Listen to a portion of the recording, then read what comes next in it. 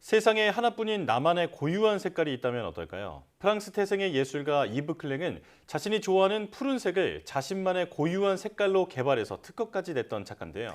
네, 오늘은 장르 상관없이 자유롭게 넘나들면서 예술의 본질을 탐구했던 작가 이브 클랭에 대해 이야기 나눠보겠습니다. 박수경 아트 디렉터와 함께하겠습니다. 어서 오세요. 안녕하세요. 네, 안녕하십니까. 자, 자신만의 색깔을 개발했다라고 하니까 어떤 이야기인지 참 궁금해지는데 우선 이 이브 클랭이라는 작가가 아무것도 전시되어 있지 않은 텅 비어있는 전시회를 연 적이 있다면서요? 네, 맞습니다. 1958년에 프랑스 파리에 있는 이리스 클레르라는 갤러리에서 공허라는 이름의 전시가 열렸는데요. 바로 이브 클랭의 전시였습니다. 예. 이 당시 갤러리의 전시 공간 내부에는 커다란 캐비넷 하나 말고는 아무것도 없는 텅 빈 공간이었는데요. 이 전시장의 모든 벽을 흰색으로 칠하고 또 갤러리 창문과 커튼 등은 모두 파란색으로 연출을 했습니다. 또 오프닝 날 제공이 됐던 칵테일의 컬러 또한 파란색으로 다 맞췄는데요. 이 전시장에 아무 작품도 설치가 안 되어 있어서 비난하는 사람들도 있었지만 반면에 무려 3천여 명의 인파가 몰려서 줄을 서기도 했다고 합니다. 이 이브 클랭은 사물의 무에 주목했기 때문에 이런 전위적인 전시뿐만 아니라 다양한 작품을 통해서도 사물의 본질이라던가 또 미니멀리즘에 대한 관심을 꾸준히 풀어나갔습니다. 예, 그럼 본격적으로 이제 이브 클랭에 대한 소개를 부탁드릴게요. 네, 이브 클랭은 프랑스 니스에서 태어났는데요. 부모가 모두 화가였다고 합니다. 하지만 이브 클랭 자신은 공식적인 미술 교육을 받지는 않았고요. 20대 초반에 유도에 관심이 많아서 일본으로 넘어가서 유단자의 길을 걷습니다. 또 유도를 통해서 불교에 대한 교리를 접하기도 하는데요. 또 이후에는 천문학에 관심을 가지면서 장미 십자회라는 비밀 결사 성격의 단체에 정식으로 입회해서 활동을 하기도 했습니다. 이 이브 클랭이 굉장히 다양한 관심사가 있었던 것 같은데요. 1955년에 파리에 정착하면서 모노크롬, 즉 단색 회화를 선보이기 시작하거든요. 이때 이브 클랭은 이런 이야기를 합니다. 이 순수하고 실존적인 공간이 나에게 신호를 보냈다. 그때마다 자유로움을 느끼면서 푹 빠져들었다. 네, 이브 클랭은 눈앞에 실존하는 것을 넘어선 어떤 것에 항상 집중하는 실험적인 예술가였습니다. 이후 평면 작업뿐만 아니라 퍼포먼스와 설치 미술 등 장르를 넘나들면서 특유의 작업 세계를 전개해 나갔습니다. 예. 자, 지금까지 들은 이야기만 봐도 결코 평범한 사람은 아닌 것 같은데, 자, 이브 클랭이 자신만의 푸른색을 개발했다고 하는데 이게 색 자체를 개발한 건가요? 네, 맞습니다. 이 이브 클랭은 특히 색깔 중에서 푸른색을 가장 좋아했다고 하는데요.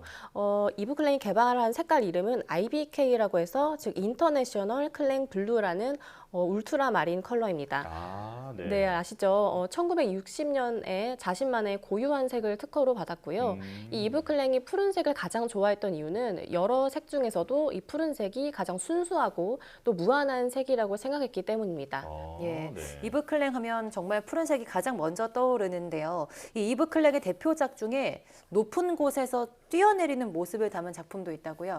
네, 맞습니다. 바로 허공으로의 도약이라는 작품인데요. 이 작품은 1960년에 2층 높이에서 뛰어내리는 모습을 담은 포토몽타주 작품입니다. 여기에서 포토몽타주는 여러 장의 사진을 합쳐서 합성한 것을 말하는데요. 이 사진뿐만 아니라 영화에서도 자주 쓰이는 기법입니다. 이 허공으로의 도약 작품 속 뛰어내리고 있는 남성은 바로 이브 클랭 자신인데요. 이 사진이 합성이긴 하지만 이 뛰어내리는 장면 자체는 합성이 아니라고 합니다. 네, 유도 유단자였기 때문에 자신이 직접 이런 퍼포먼스를 스스럼 없이 한 것 같고요. 이 원래 사진의 원본에는 뛰어내리는 이브 클랭의 밑에 여러 명의 사람들이 매트리스를 들고 있는 모습이 담겨 있습니다. 이 현장의 원본 사진은 공개된 지 그리 오래되지는 않았다고 합니다. 그렇군요. 자, 이 퍼포먼스 작품이 이제 많이 화제가 됐던 것 같은데 신문에도 실렸다고요? 네, 맞습니다. 일요일이라는 이름의 프랑스 신문에 실렸는데요. 한 가지 재미있는 점은 이 신문이 일요일에만 발행되는 신문이라는 컨셉으로 실제 존재하는 신문이 아니라 이브 클랭이 당시 직접 만든 4페이지짜리 짧은 신문이라는 네. 겁니다. 아, 진짜 신문이 아니었군요. 네네. 이 실제로 이브 클랭은 이 신문을 파리의 신문 가판대들에 올려두고 딱 하루 동안 판매를 하기도 했다고 하는데요. 이 또한 하나의 퍼포먼스였습니다. 이 신문에 실린 퍼포먼스 사진 밑에는 이런 글이 써 있었는데요. 유도 챔피언이자 4단 검은 띠를 보유한 그는 정기적으로 공중부양 훈련을 한다. 가장 좋아하는 우주로 가기 위해서. 이 우주를 그리려면 어떤 속임수도 쓰지 않고 또 비행기나 낙하산, 로켓을 이용하지 않고 자신의 힘으로 공중에 갈 수 있어야 한다. 공간을 그리려면 그 공간으로 가야 한다. 네, 굉장히 심오해 보이면서도 엉뚱해 보이기도 하는 매력적인 작품입니다. 네, 이브클랭 하면 색깔도 떠오르지만 이러한 작품들도 많이 떠오르는데 인체 측정 시리즈도 유명하다고요? 네, 맞습니다. 이 이브클랭 하면 가장 많이 떠올리시는 대표작이기도 한데요. 이 나체의 여성이 몸에 이브클랭이 개발한 푸른색의 페인트를 바른 채로 캔버스에 자국을 남기는 작품입니다. 이 페인트를 바르는 신체를 살아있는 붓으로 칭하기도 했는데요. 이 퍼포먼스가 1960년에 파리의 한 갤러리에서 라이브로 진행된 적이 있는데 이 당시의 사람들은 작품에서 보이는 섹슈얼리티를 지적하면서 혹평을 하기도 했는데요.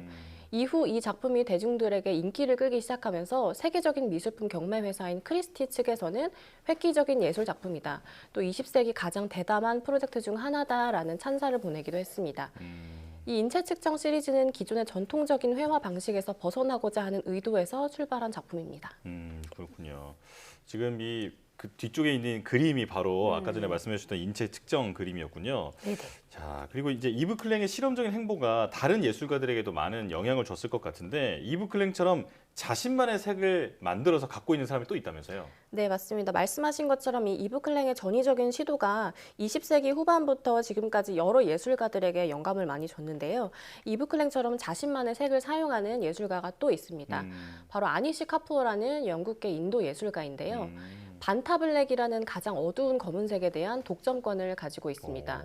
이 반타블랙은 영국의 나노 회사에서 개발한 물질로 빛의 99.96%를 흡수할 수 있는데요.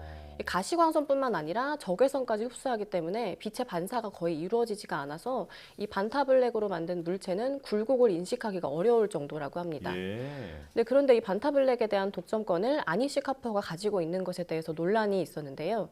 이 반타블랙에 대한 권한 대부분을 완전 독점하는 동시에 이 자신과 자신의 지인을 제외하고는 이 원료를 이미 가지고 있던 기관 등에도 제재를 가하면서 이 자신의 예술 작품에만 사용을 하겠다고 발표를 해서 여론의 반발이 있기도 했습니다. 네, 저는 그냥 그림 그릴 때 물감들을 사서 저희는 쓰잖아요. 그래서 이걸 누가 독점할 수 있다 이런 생각은 해본 적이 없는데 색을 좀 독점할 수도 있군요. 이후에는 좀 어떻게 됐을까요? 네, 이 반타블랙의 독점권에 대해서 특히 과학계와 또 예술계에서 크게 비난을 했는데요.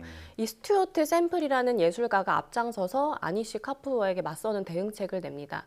이 바로 똑같이 자신만의 색을 만들고 또 아니시 카푸어와 그 지인들만 제외하고 모두가 사용할 수 있도록 하는데요. 아, 네. 네, 이 스튜어트 샘플이 개발한 블랙 2.0은 가시광선 흡수율이 97.5%로 반타블랙에 비해서는 품질이 좀 떨어지긴 했지만 비슷한 역할을 할 수가 있었고 또 접착력이라던가 그 외의 부분에서는 더 나은 점도 있었는데요.